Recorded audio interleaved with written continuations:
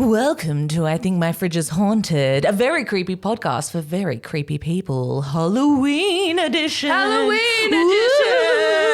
Woo! This is the third time we're doing this. Woo!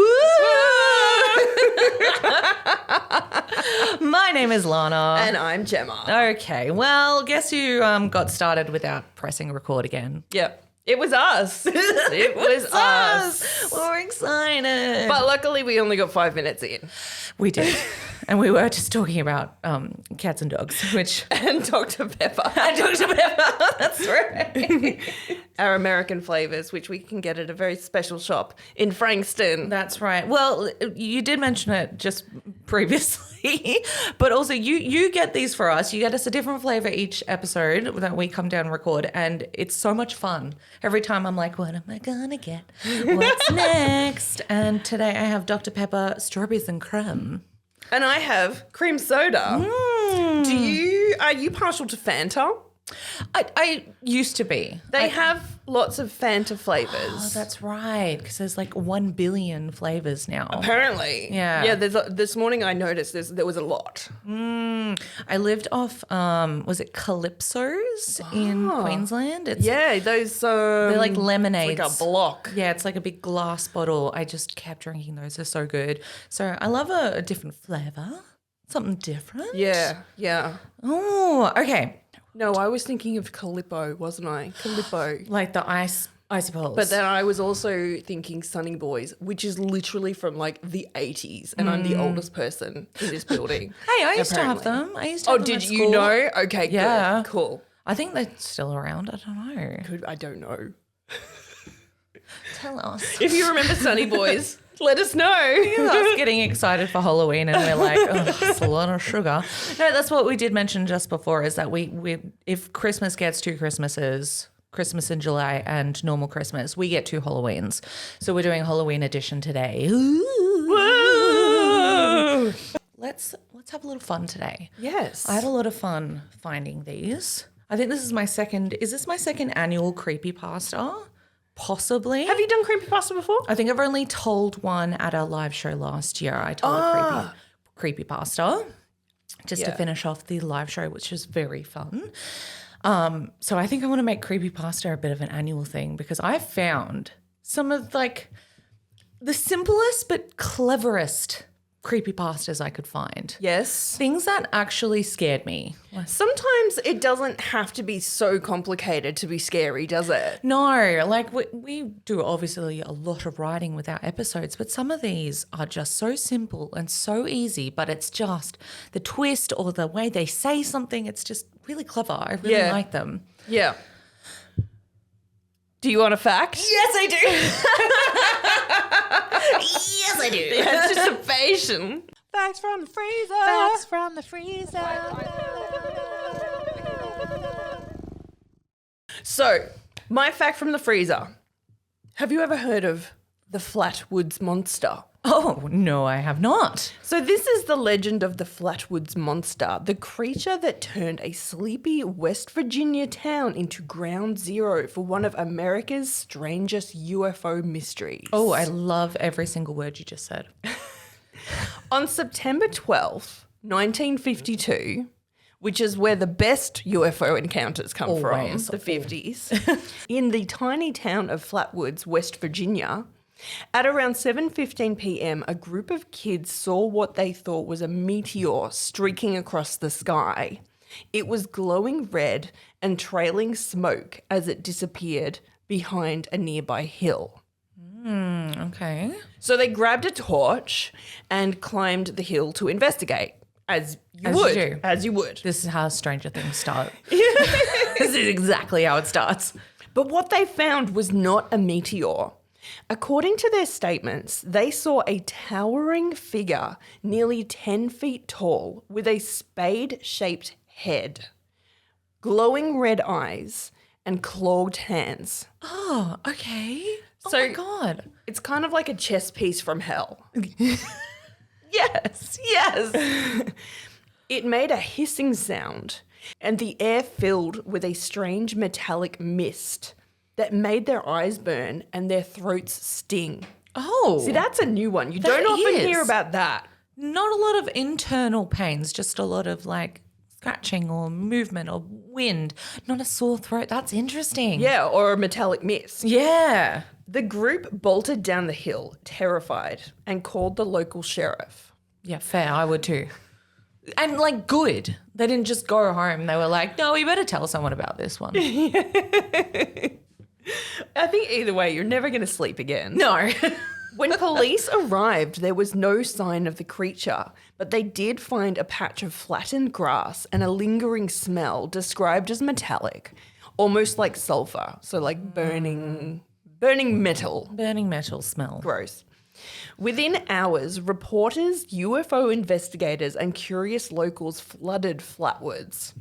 And the story hit national headlines. Classic. And suddenly everyone was talking about the mysterious Flatwoods monster. So what was the Flatwoods monster? There are a few theories. The official explanation from skeptics claims it was a barn owl perched on a tree branch. Okay, yes. And its eyes were reflecting the torches and it had its wings flared. Yeah. Okay, I could see that. And they said that the monster's head was just a trick of shadows. The US Air Force later said the bright light was nothing more than a meteor passing overhead. Okay. It's easier to explain than an alien spacecraft. It really is. Don't worry about it. And it's, I guess, more probable than with a balloon. Yeah. Because everything's with a balloon. Where's the balloon? It's a test. It was a trial. Yeah. But UFO researchers insisted the creature was extraterrestrial, a being that crash landed and was briefly seen before vanishing. I mean, it probably just walked around the corner. It's like, I mean, no one saw it vanish because they pissed off. yeah, they ran. So I didn't see nothing. Went to the Sev to get a coffee. Yeah. They were like, I need to calm down. 5, 6-year-olds like Screaming at me. Okay, whatever it was, the witnesses stuck to their story for decades and they never stopped believing. wow. Okay. The monster might have only appeared once, but its story still haunts the hills of West Virginia. Oh, I love that. Chess piece from hell is out there.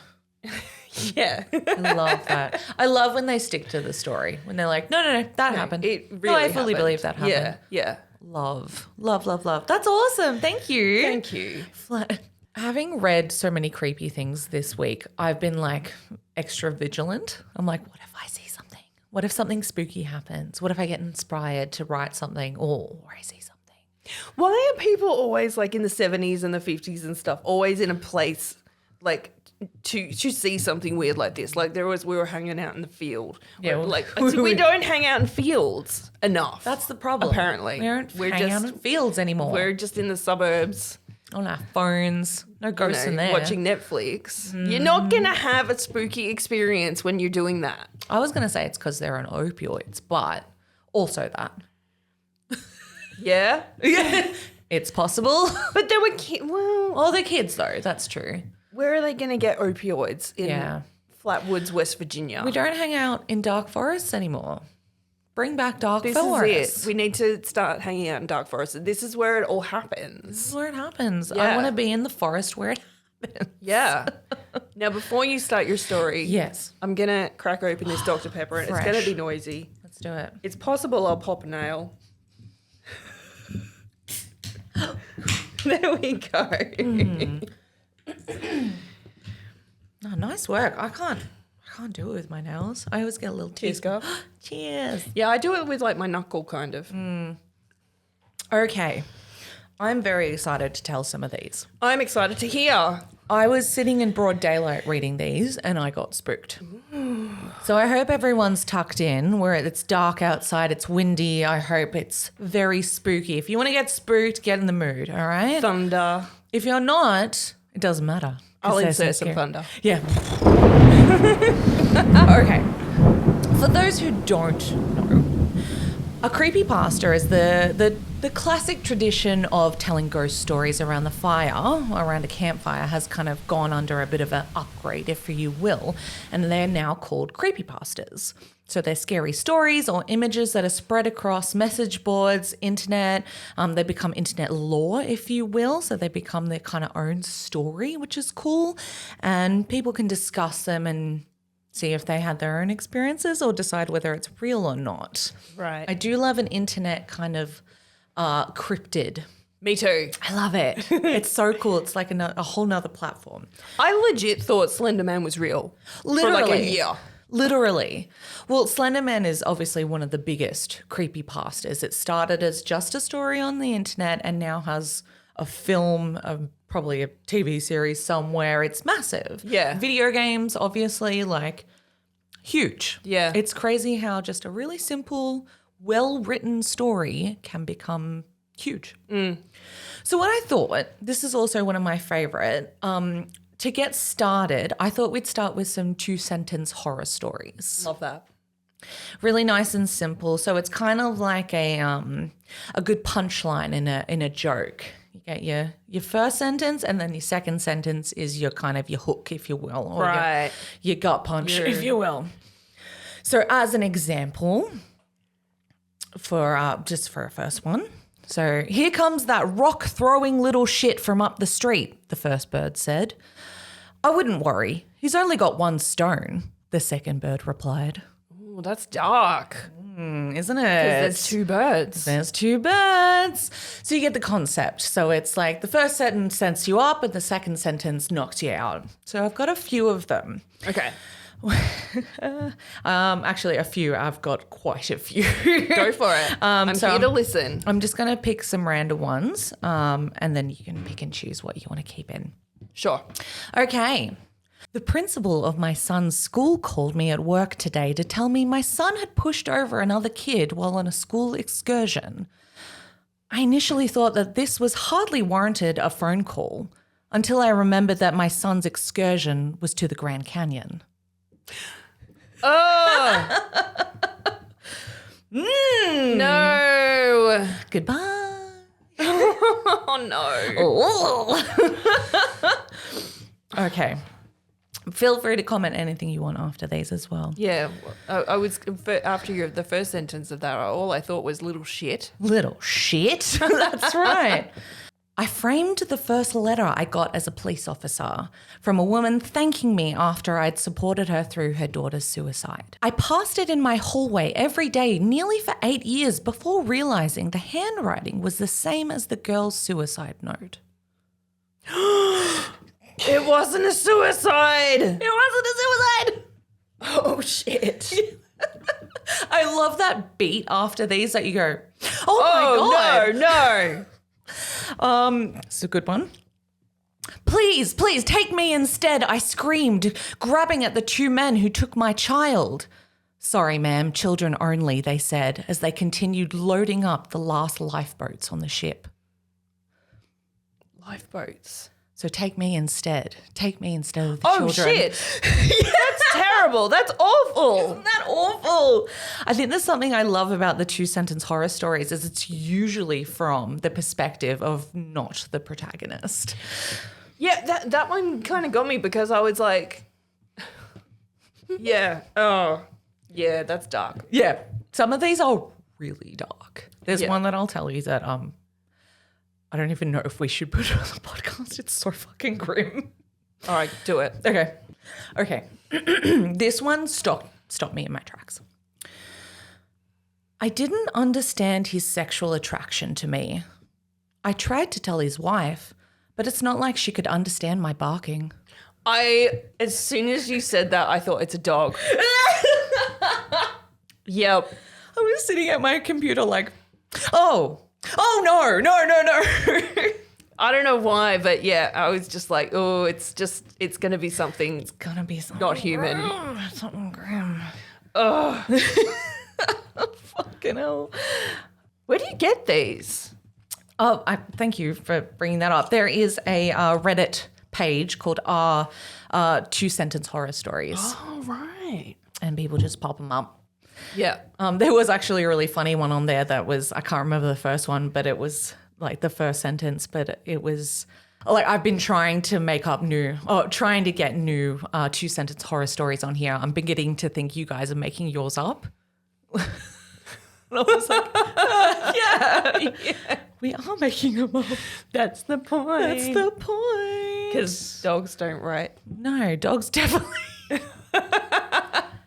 A guy just ran up to me while screaming that somebody had locked him in the basement, blindfolded him, and starved him for days. You should have seen the look of absolute horror on his face when he recognized my voice. No. No. It's okay, darling. The new babysitter is here to put you to bed, my mother said as she hugged me and smiled at the young woman behind her. I'm surprised she couldn't feel me shaking as I looked upon the face I'd been seeing outside my window for weeks. No. Okay. No, it's the boat one for me. That's horrible. It's horrible, isn't it? Yeah. Okay. Now, I have a lot of creepypasta stories. So what I might do is I'm going to start with a pretty classic one. Yeah. That I think kind of gets everyone. And then I've got a few, there's like my favorite ones. And then I might be like, okay, there's one that's like really scary or really sad or blah, blah, blah, blah, blah. And I might let you pick some.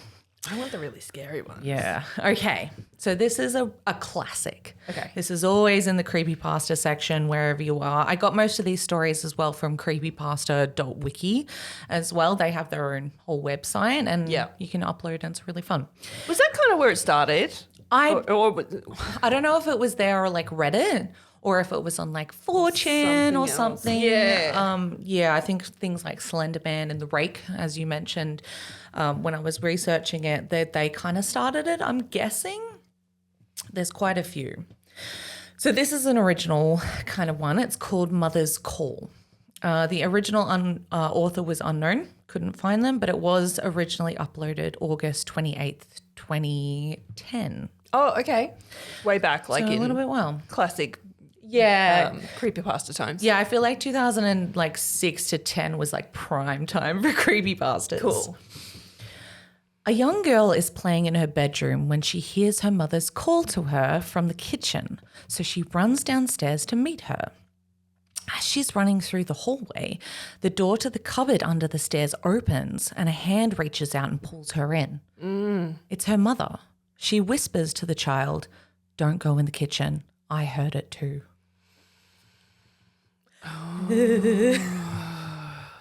Creepy. It's like the Babadook. Yeah, very, very that, isn't it? I hate the Babadook. Yeah. It's so gross and scary. I did really enjoy its the Babadook gay phase though. The gay Babadook phase. Did you see that? Did I? It's ringing a bell. Yeah, I feel like when it got uploaded to Netflix, it accidentally got uploaded to the LGBT movies. Oh, right. So the Babadook became like a gay icon for a while. Yeah. I was like, yes, it makes it way less scary. Okay, I've got a really cool classic scary one for you. Okay. Shall we? Okay, so this one is called Stairs. It's credited to Jack. Thank you, Jack. And it was originally uploaded September 9th, 2012. Mm-hmm. In 1984, an old widowed lady lived by herself in a 2-story house. She was completely immobile and bound to her wheelchair. Ever since the mysterious death of her husband, she required the aid of a caretaker who would visit her daily to help her with everyday tasks. What made it so difficult was the fact that the 2 floors of the house were only connected by an old and decrepit staircase. When the old lady needed to move between the 2 floors, the caretaker would have to carry her frail body like an infant up and down the stairs. I'm just like, where's the bathroom? Yeah. What are we talking about? Is there 2? Does she have to go upstairs all the time? Yeah, is that annoying? It would be annoying, I imagine. If it's the 80s, they probably had one bathroom. Yeah, This just really one. bothers me. The biggest thing in the story is where's Because the now- freaking bathroom? It seems like even if you get a house that's like a postage stamp size, it's still got 5 bathrooms. Yeah, literally. It's standard now. One day, the police received a call from the widow. There had been a murder. Since police units were scarce at the time and the murderer had already fled the scene, only one detective was sent out to conduct the initial crime scene report. He arrived to see the caretaker's body splayed out on the floor with her vocal cords ripped out, leaving a pool of blood on the first level of the house. The old lady sat atop the staircase in her wheelchair watching him, still and silent, seemingly in shock.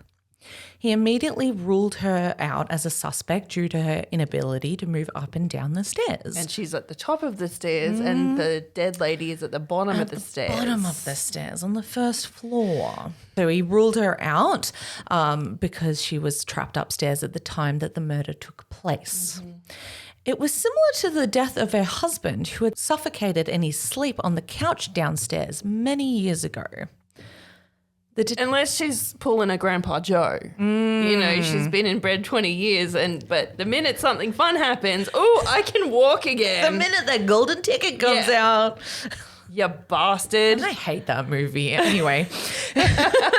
It's like, really? I have been caring for you literally for 20 years. Oh, you can stand now, can you? You can stand. Wow, well, Here's if a you mop. can stand, you can friggin' peel a potato. If you can lean, you can You clean. can clean. Grandpa Joe. Yeah, damn it.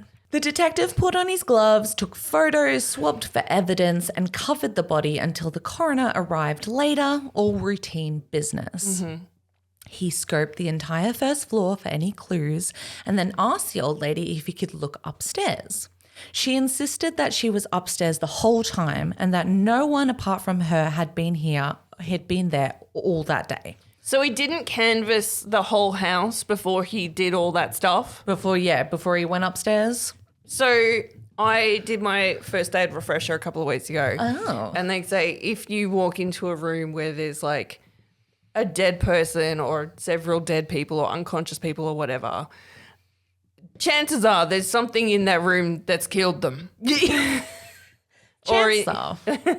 Or in the vicinity. So you would think that'd be like, ooh, dead person, throat ripped out, get out your gun. Yeah.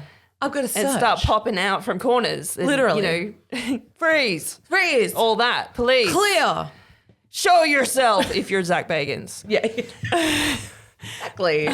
So you would have thought he would checked upstairs for a killer. Yeah, first. Old lady's just up there. It's like, no, you can wait. It's fine. She's Don't worry got about this. it. Yeah, she's got it covered. Apparently she's got it. She's fine. She's rolling around. She's fine. No one's going to get her. She's safe. It's all good. Okay. Regardless of this, the detective ascended the staircase, to which she slowly as hesitantly moved aside. Beyond the staircase, there was a narrow corridor with 3 closed doors along it. I'm just envisioning the house from The Conjuring 2. Yeah, in my head. This is the layout that I'm thinking. Yeah. Scanning. He checked behind each of the doors. The empty bedroom, nothing. The Is there a bar. crooked man? Oh. Who's the crooked man in the crooked house? From The Conjuring 2. Oh, yeah. It's very that. With the, you know, the light and the thing, the silhouettes that go around. Oh, yeah. I love that. I love that. That movie is so scary. The empty bedroom, nothing. The bathroom, nothing. Oh, there you go. Bathroom upstairs. There is a bathroom upstairs. He became anxious as he slowly made his way to the final bedroom where the old lady slept. He opened it and looked, and everything looked normal. A bed, a wardrobe, a bedside table with a lamp. He checked every wall of the room in horror. It was not what he discovered, but what he didn't that made him stop dead in his tracks and slowly reach for his gun in the holster. It was a detail so minor that they had completely overlooked it on the last investigation of the husband's death. There was no phone upstairs. He suddenly heard a noise. He withdrew his gun and rushed out of the room, only to find an empty wheelchair atop the stairs. She escaped. She got it. She got out of there. She wasn't incapacitated. She was Uncle Joe in We've it. been foiled. We've been foiled again. that's what he said. It was like, again. I love that, like the idea of him coming back out and there's just like a little chair just wheeling back and forth. Like, why is she killing all these people? She living forever? She's bored. Yeah. It's 1984. There's no Netflix. What is she meant to do? All right, I've got another one. It's a little bit shorter. Okay. So this one's called The Portraits. Original author was unknown as well, and it was originally uploaded August 17th, 2010. There was a hunter in the woods who, after a long day of hunting, found himself in the middle of an immense forest. It was getting dark, and having lost his bearings, he decided to head in one direction until he was clear of the increasingly oppressive foliage. After what seemed like hours, he came across a cabin in a small clearing. Realizing how dark it had grown, he decided to see if he could stay there the night. He approached and found the door ajar. Nobody was inside. Was the cabin made of gingerbread? I broke off a piece of the door. No. The hunter flopped down on the single bed and decided to explain himself to the owner in the morning. You're right. As he looked around inside the cabin, he was surprised to see the walls were adorned with several portraits, all paintings in incredible detail. Without exception, they appeared to be staring down at him, their features twisted to look like hatred and malice. Staring back, he grew increasingly uncomfortable. Making a concerted effort to ignore the many hateful faces, he turned to face the wall, exhausted, and he fell into a restless sleep. The next morning, the hunter awoke and he turned and blinked into the unexpected sunlight. Looking up, he discovered that the cabin had no portraits, only windows. What? Yeah. Oh my God. Does that mean there was people staring at him the whole night? What was that movie? Where she lived in the cabin in the woods and she had like no curtains and it really bothered me for the whole movie. Oh, God. Long Legs. Oh, right. Did that bother you too? I actually haven't watched it yet. I really want to. Dude. Yeah, good? It's so good. It's so good. It's so good. I love Nick Cage. I love Nick Cage. Well, don't expect Nick Cage. No. Because it's a whole different person. Yeah, right. Oh It's rad. It's so, so good. I really want to watch it. I've only heard good things. A great movie. And you liked, what's that one that we liked about the devil on the TV or whatever it was called? Oh, God. Late Night with Late the Night Devil. with the Devil, yes. If you like that, you'll like Long Legs. Oh, interesting. Because it looks like an old movie. Cool. It's really cool. It's so good. It's so cool. I love that. Yeah, I watched it with Claire and she didn't care for it too much, I don't think. Oh, interesting. But I was just like, you're crazy. You're crazy. Well, I feel like Late Night with the Devil is like a little bit niche. Oh, not a little. It's quite niche. I feel like, I don't know, if you're a horror lover, you'll love it. I just love that the look of 70s horror movies. So anything that makes it themselves look like that. Yeah. It's just so cool. It's just so cool. And also, it's so cool that my headphones fell off.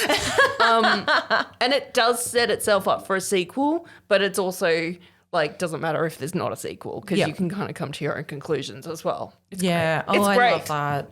Oh, I love when it's a little bit open.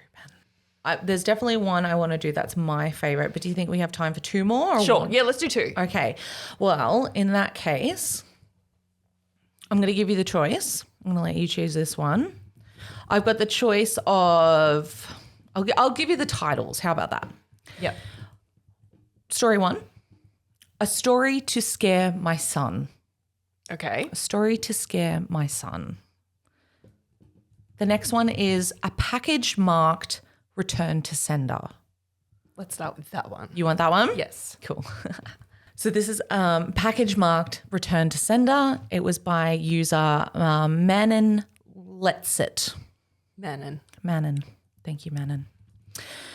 My neighbor is one of those annoying wannabe YouTube personalities. Oh, it's me. Oh, it's me.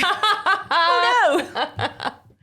Over the years, I've seen him cough out cinnamon, lay flat on the hood of a car as it slowly creeps down the driveway, and douse himself in lukewarm water, all while screaming, epic win, epic fail, or fuck, epic maintenance of the status quo.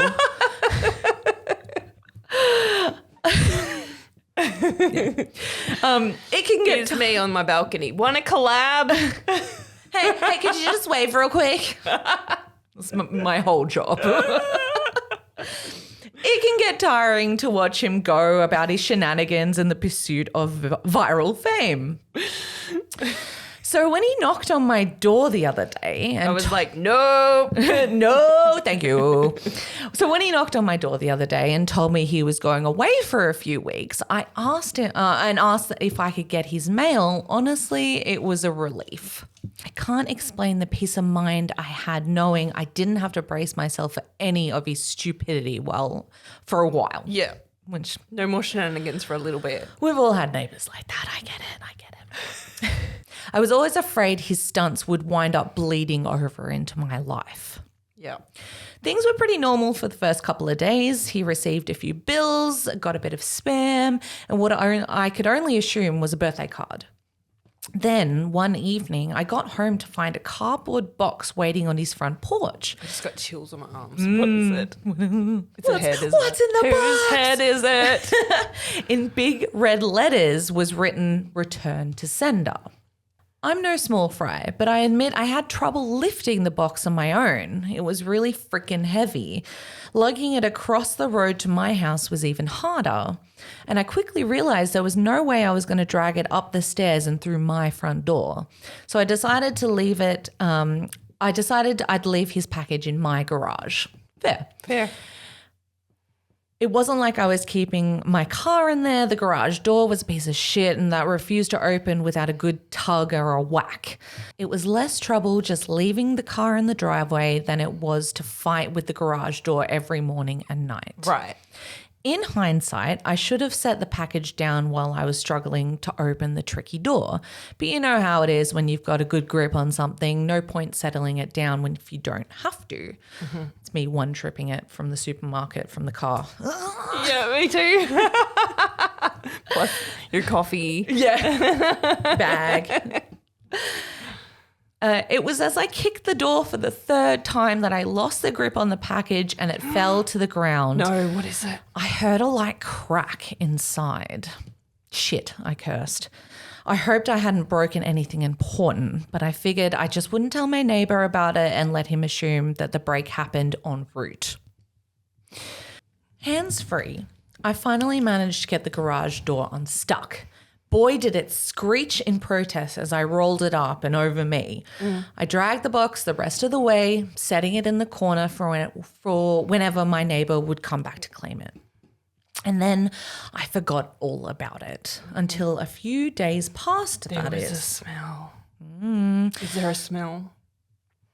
I'm not exactly sure how long it took for the smell to waft in from the crack under the garage to house door, but it came in slow progression. It was a sickly sweet odor similar to a skunk, and for the next few days after I smelled it, I genuinely assumed that it was exactly what it was. Roadkill that had left its mark on my house. It was only when I realized the scent was growing more intense and instead of fading that I went looking for the source. That's when I opened the garage door and that's when the odor knocked me back, holding my nose. The culprit wasn't hard to identify. The only change in my garage was the box in the corner. I remember thinking it must have been one of those meat of the month subscription boxes. The meat must have gone rancid from being left out of the fridge for so long. That's what it is. Mm-hmm. Just throw it in the bin and leave it at that. Yeah, exactly right. How much meat could have been in there for the box to have been so large and so heavy? An entire freaking cow? Yeah, that's it. I covered my nose as I approached the box, a pair of scissors in my hands. I probably wouldn't have needed them to open it as it'd become soggy enough at the bottom to just poke a finger through. Ew. But I wasn't poke the finger. I wasn't about to poke my finger into spoiled meat juices. Not the juice. That soggy bottom was the reason I had to open the box in the first place. If I tried to drag it out whole, everything would have spilt onto the floor.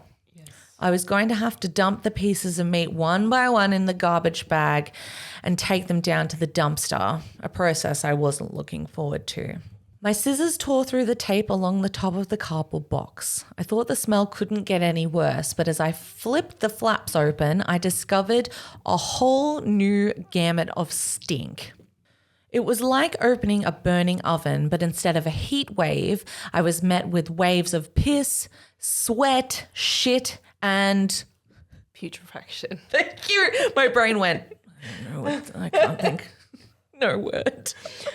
I was watching a YouTube video of this this chick that she's a mortician. It's not Ask a Mortician, it's a different chick. Cool. And she actually said putrefaction on a video a couple of weeks ago, and I almost unsubscribed. Putrefaction. That's a crazy word, Putrefaction. Isn't it? Putrefaction. Ah, I see what you mean. Yeah, it's a weird word. Like, it should be. Yeah, it doesn't matter. No, I see what you mean. Let's talk more about the brain juice. It was bad. And things. I got it in my head that it's a head. Let's just go with that. Bad. It was so bad that I staggered back and had to force down the puke beginning to guzzle out of me. I don't think I could have handled that scent mingling with the horrors coming out of the box. It's the soggy box for me. It's the soggy box for me. It reminds me of the soggy bottom. I've been watching too much Hell's Kitchen. It's got a soggy bottom. Anyway, I'm not ashamed to admit that I ran for the door for a breath of fresh air. But in the short time I'd spent in the garage, the smell had become so ingrained in the fabric of my clothes that it clung to me like a shadow. It's in the house now. Yeah, it's the roller everywhere. door doesn't open. No, you can't sell that car. He's going to have to leave. Yeah.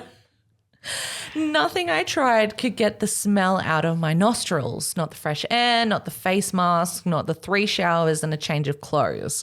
Every second that box lay open in my garage was another second the smell was allowed to foothold in my home. I had to bite the bullet. Is the head going to yell like, surprise, epic challenge? Epic fail! That would suck. I returned to the garage. And then he like drop kicks it. I'm sick of you, neighbor. Get out of here. Put your own head back on. That's like a Treehouse of Horrors skit. I returned to the garage, the flaps of the box still open as though inviting me to look. I was prepared, a clothespin pinning my nostrils together, a garbage bag in one hand and the strongest cleaner I could find in the other, and long rubber gloves to keep my skin from having to touch what was inside. But as it turns out, I needed none of those things. I wouldn't have to touch or clean the contents of that box. I would only have to suffer the nightmares every night. You see, there was meat in that box, but it didn't come from a cow or a pig. No, it was worse than that. It was my neighbor, dead, still in one piece. All of him? But dead. I called the cops, and naturally they took me in for interrogation. It's kind of hard not to suspect the man with a corpse in his garage after all. Thankfully, they soon realized I wasn't involved. My DNA might have been all over the box. The smell might have left a mark throughout my house, but there was only one piece of irrefutable evidence in my neighbor's own hands that proved my innocence: a vlogging camera. They showed me the footage only once. I'm sure they were allowed to, or if they felt bad for me, but they figured it couldn't hurt. Either way, I saw it. My neighbor was sitting in the box outside a shipping facility, laughing as he told the world how he was going to mail himself across state lines. Idiot. I'm pretty sure this has been done before as well, like actually done as well. He brought pee bottles. Well, remember, I think it was last year, I did a fact from the freezer where people used to mail their children to like their grandparents. They're lucky that this didn't like happen. in the 20s. Yeah. It's insane. Shipping my child off. Oh, full circle moment. So he'd brought pee bottles, food, a pillow, and a few flashlights. His friend, a guy I'd seen at his place several times to help with his stunts, closed the lid and presumably dropped him off at like the post office. Yeah, dropped him off for shipment. Idiots. Throughout the next couple of hours or days, I'm honestly not sure, my neighbor recorded a few short clips about his progress. I think I'm in the truck now. I can feel it moving. Must be in the warehouse. It's pretty warm in here. Still got plenty of food. That kind of stuff. And then on the last entry, the box toppled over. He broke his neck and that was it. The camera recorded until the end of the memory card got full or the battery died. There was one thing I didn't tell the police after they'd shown me the video. One thing I'd heard in the footage that will haunt me to the day I die. Just after the tumble that broke his neck, I heard a familiar screeching sound of my garage door. Do you remember he heard that little, that cracking sound when he dropped the box? Yeah. Oh, shit. He was alive. He was alive until he dropped him. So he killed the neighbor. He did kill the neighbor. Holy shit. Twists and turns. I know. That was a good one. No. It's always the last paragraph that you're like. And the guy was ready to be like, surprise. Yep. Nope. Oh my God. And then he just left him in the garage for weeks and weeks. Do you feel good? Do you feel queasy? I can't deal. I know. That is so messed up. It's fucked up. Who's like, I've got a great idea for a story. I love that. I love it. Oh my gosh. So that was a good one. I really enjoyed that last one. bit just made me go, What? What? It's that pause where you go, Hang on a minute. wait a second.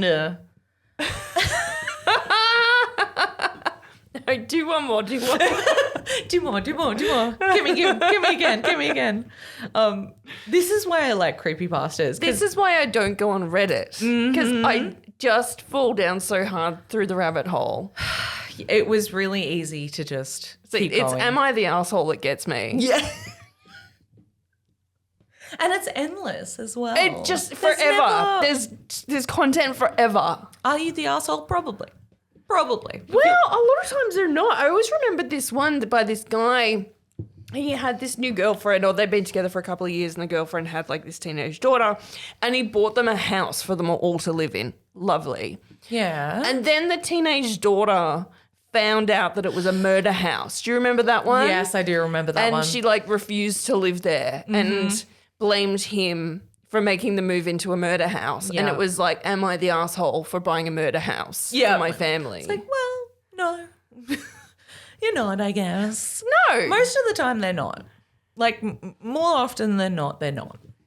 And then you go to Am I the Devil? And then they are. Oh, is that a thing too? Yeah. Am so I the devil? if you're such an asshole and you get graded such an asshole in Am I the Asshole, you move on Get to to Am go- I the Devil? So it's the worst of the worst. Can you cover that? Yeah. One day, please. That would be really fun, actually. Like from asshole to devil. Yeah, there are some that are just horrific. And it's so interesting. You know, when someone does something that you're like, how could you do that? You find out. Like, they've written it. So you find out their whole perspective. Bring it to the studio. I like it. I need it. Because we don't often get their perspective as well. So, yeah. All right. Thank All you. right. And if I must peruse Reddit again, I will. Okay. The last story I'm going to tell you is my favorite that I found. I found this like middle of the day, broad daylight, and I had to get up from my desk and walk away for a second. I'm sorry to do this to you, Rose. I made Rose cry with this. Oh, shit. Yeah.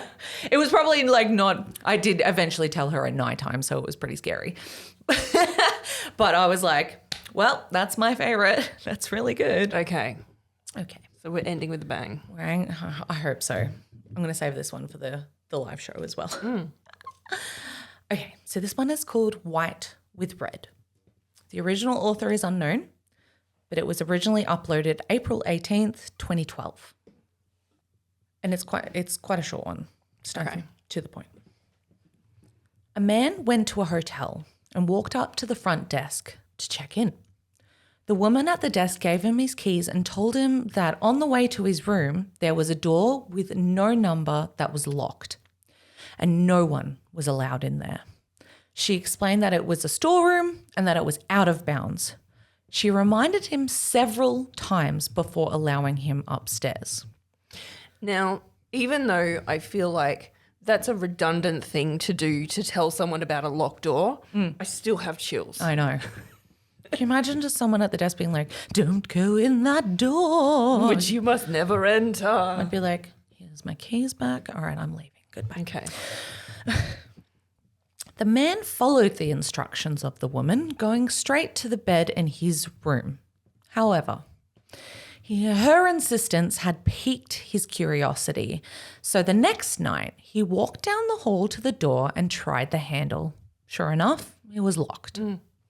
He bent down and looked through the wide keyhole. Cold air passed through it, chilling his eye. What he saw was not a storeroom, but a hotel bedroom, like his. In the corner was a woman whose skin was incredibly pale.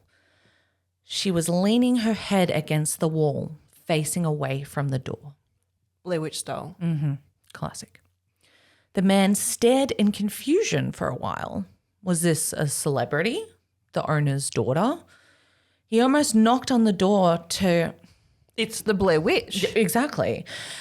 He almost knocked on the door to ask himself, but decided not to. As he was still looking, the woman turned sharply.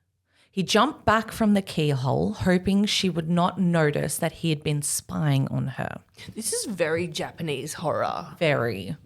Like a little bit The Grudge, a little bit. So the Grudge is probably the one movie that I'm fully afraid of for a long, long time. I remember going to the movies to see that. No. And I remember, I think I had just got my license.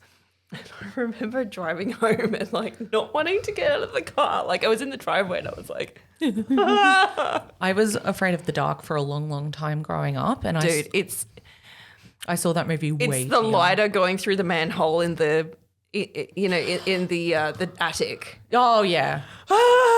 Any dark corner, anytime I'm in the shower. So like the scary. Oh, they're washing the hair? Mm-hmm. That doesn't bother me so much. It's the faces bath. in the attic for me. Yeah. It's a fucked up movie. I want to watch it again. Yeah. No. Yes, no. Yes. No. Probably should watch it again, but like, damn. So he's jumped back from the keyhole. She's turned sharply and looked at him, and he's jumped back. He crept away from the door and walked back to his room. It's too late though, isn't it? The next day, he returned to the door and looked through the wide keyhole. Hello. This time, all he saw was redness. He couldn't make anything out beside the distinct, unmoving red colour. Perhaps the inhabitants of the room knew he had been spying on them the night before and had blocked up the keyhole with something red. He felt embarrassed that he'd made the woman so uncomfortable and hoped she had not made a complaint to the woman at the front desk. What's the red? At this point, he decided to consult with her for more information. She sighed and asked, "Did you look through the keyhole?" The man told her that he had, and she said, We talked about this. "I told you." Well, I might as well tell you the story of what happened in that room, which is what people Which, do. if she hadn't made such a big thing about it in the first place, he would never have even looked in the room. Exactly. Curiosity. A long time ago, a man murdered his wife there, and we find that even now, whoever stays within there gets really uncomfortable. But this woman was not ordinary. She was white all over, except for her eyes, which are red. Which are red! Stop it. Even now I'm like, oh my God. Gross. That's icky, isn't it? I feel Icky like gross. like my heartbeat's going. I'm like, then you picture it and then you're like, except for our eyes, which are red. Yeah. I still would have looked through. Yeah. Yeah. But then you picture it, right?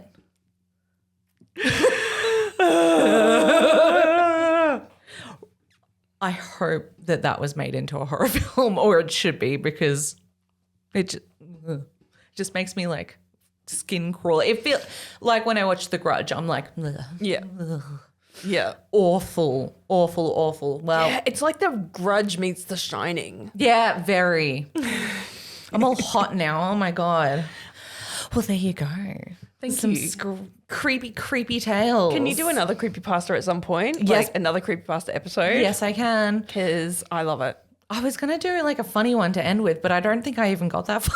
I don't think I got that far. Oh, here's a slightly fun one to end with. Shall we end with something Okay. less scary? End with fun. 2-sentence horror. Tinder is completely useless. I don't have a single match. And if I don't find another way to start this campfire tonight, I'll freeze to death.